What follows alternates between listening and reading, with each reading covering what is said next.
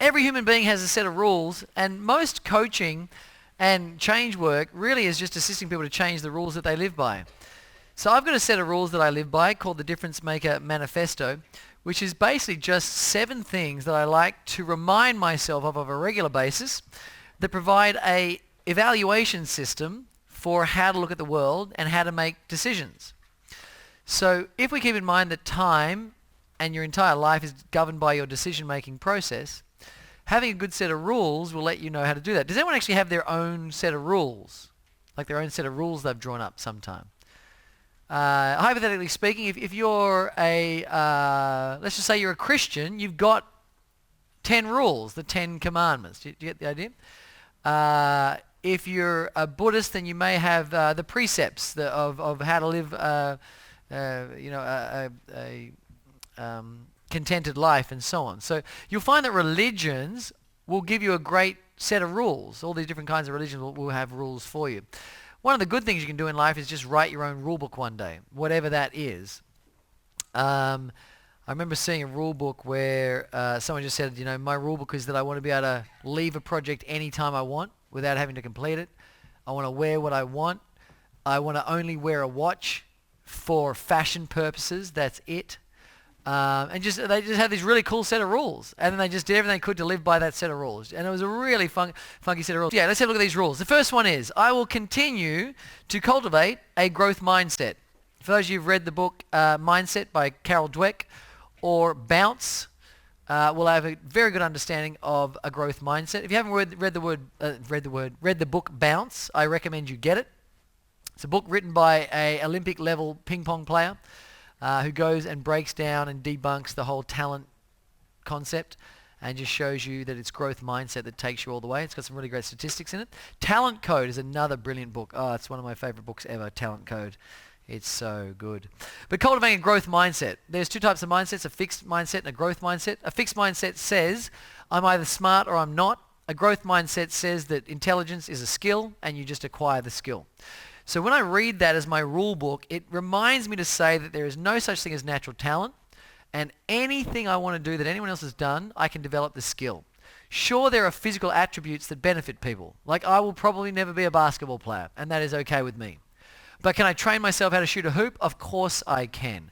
But there'll be physical attributes that other people have that will mean that I'm not as good as that sport. That's just the reality. But the skill of shooting a hoop, of course I can do that. So I remind myself of this rule straight off the bat because I want to remember that anything anyone can do, I can do it as well. I just got to acquire the skill. The next one is I will continue to replace external approval with internal permission. That's something that Wayne Dyer sort of taught me, and I really want to always remind myself of that because constantly I catch myself looking for someone else's approval. Like, do you reckon my brother will approve this? Will my mother approve this? I'm always catching myself. So the thing is replace external approval with internal permission. And just really learning, every day of my life I'm learning more and more that what people think of me is just none of my business. And that takes a bit of a journey. I think you really know you've smashed number 2 when you're out on your front lawn in your underpants washing your car. And you do not care who drives past. That's when you know you've hit number 2. It normally happens in your 50s. I will continue to step outside my comfort zone regardless of self-belief and fear. So the first one is cultivate a growth mindset. The second one is approval and permission. And the third one is comfort, belief, and fear are the things you fill in. So for me, I want to continue stepping outside of my comfort zone, regardless of self-belief and fear. I want to make sure that every single day of my life I feel anxiety. I want to live in a state of anxiety. Because I don't use the word anxiety, I use the word expansion. And if there's anything I've learned is when I feel anxious about anything, it's because I'm growing. If I don't feel anxious, chances are I'm doing nothing new in my life and I'm just repeating what happened yesterday. So I seek out things that make me feel anxiety. I step into them. When I realized I couldn't get rid of the feeling unless I medicate myself, which means I just numb the feeling and it's still going to be there. When I realized you cannot get rid of this anxious feeling, you just can't. If you're doing new things every day, if you stop an entrepreneur going to a brand new business meeting and you say, first time they're ever going to get a deal across the line, very first time they've met this client, and you stop them and get them to describe exactly what's happening in their body, they will describe word for word a psychological textbook description of anxiety. Word for word, they'll describe it. But you ask them, how do you feel right now? They'll say, excited. I'm thrilled for the deal. So anxiety is a definition we place on a naturally occurring feeling in the body. People with anxiety issues, though, can have an extreme level of that feeling. Of course, I totally get that. But quite often just changing the frame we wrap around it. So I never call it anxiety, I call it expansion. And I want to feel expansion all the time. And you'll know, sometimes before big events, I'll have a large amount of expansion. And if you see me ever up the back of a room standing against a wall, if my back is touching the wall, I may look normal, but I'm not. If my back is touching the wall, then I have extreme expansion occurring. If my hand is in my suit jacket like this, then it's all over. I have some major issues right now. My advice is just leave me alone because I am not coping at all. If you start to see the expansion creating a line of liquid down the back of my spine because I've sweated through my jacket, and you see an expansion strip, then we know it's going to be a good day for Ben.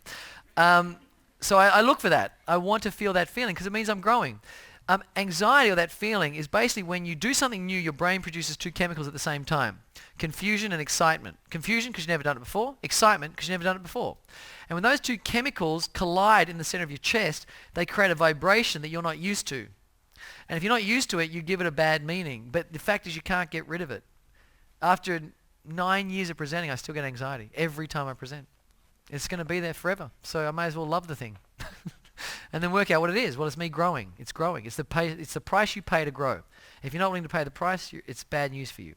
If you are willing to pay the price, give it a good name, you're off and running. So I want to get outside my comfort zone regardless of my self-belief and fear. All right, the next one. I will continue to belong to a community that empowers me. So for me, I just always want to remind myself I want to hang around with people that empower me.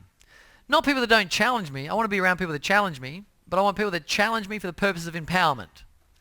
So there are people out there that you go up to them and you're like, hey, I just grew my business to 6 figures. I just made 100 grand last year. And they'll say, excellent. This year make it 7. And they're challenging you. It's empowering and they're challenging you. But there are other people out there that you say, I just grew my business to 6 figures. They go, you're such an idiot. That's not the same thing, right? It's different.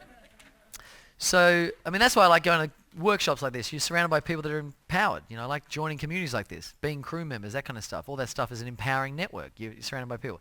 So I use this rule to delete people. So I use this rule to get rid of people. Every 6 months I go through my phone, I trim out any of the dead wood.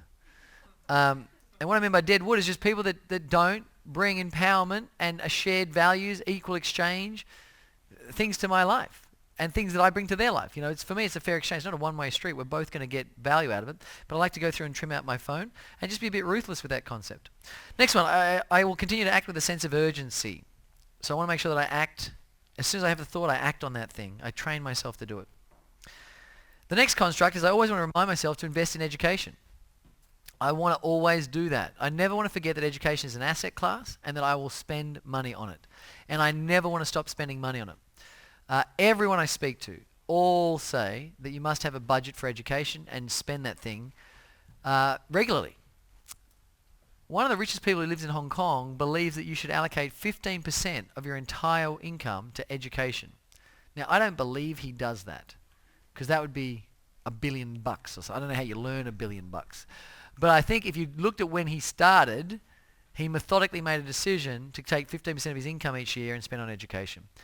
And definitely for a large amount of my career, I was spending at least 15% of my income on learning.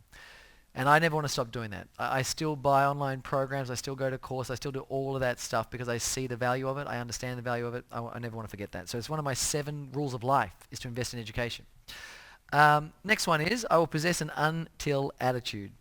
This is a Jim Rohn philosophy. There is no reason why that attitude is hyphenated. It's just to confuse you. But an until attitude basically is you do something until it works. So I know you just call it. You can just write if you want. I will continue to be stubborn. It's the same thing. It's exactly the same definition. So I want to always be stubborn and do things until they work. So for me, these are my 7 rules for life, and they serve me well for my decision-making processes. So I can ask myself this next thing: does it enhance my growth mindset? Does it allow me to join to a community that empowers? Does it allow me to practice my until attitude? Things like that. There are many other rules I have, but these are kind of the core 7 that I like to use from a framework of growth and empowerment and transformation.